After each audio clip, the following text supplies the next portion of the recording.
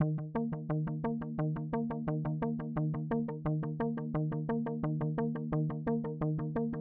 everybody, this is Gary Wise and Jennifer Goodman here with GoodLife Luxury, back to talk about this is actually advanced video and tips of investing in real estate. Now Jennifer, what we just talked about were knowing your numbers. You really got to know your numbers to make sure that you're choosing the right investment property.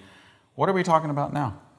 Buckets of money. Buckets of money. So here's what's really important is that we have outlined exactly how to create additional buckets of money so you have money set aside to pay for the things that you're probably going to need. So first and foremost, Jennifer, reserves. Now when we talk about reserves and having a bucket of money set aside for reserves, what are we talking about here?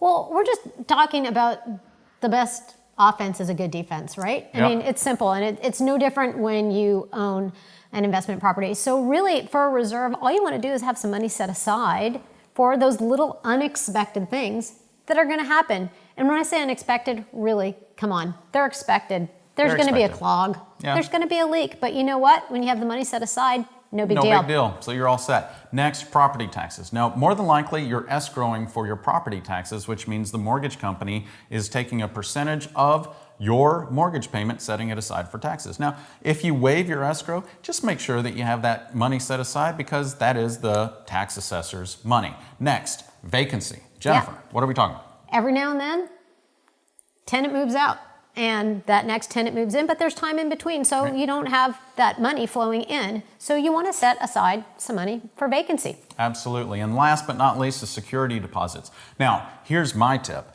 is that when you receive a security deposit from a new tenant moving in, set it aside because at the end of that lease, more than likely, you're going to need to give that money back to the tenant. That's not your money. It's just their money that they're setting in there to make sure that no damages happen. So these are all big buckets that you need to set aside that just have a little bit of money in them in order to take care of those expenses. Now, here's the great tip, Jennifer. This isn't going to affect your cash flow if you know your numbers. Absolutely. That's why the best offense is a good defense. That's right. Now, if you're interested in learning the exact percentages that I'm using to put into these buckets, all you have to do is click on the link below and we'll make sure we get you that information.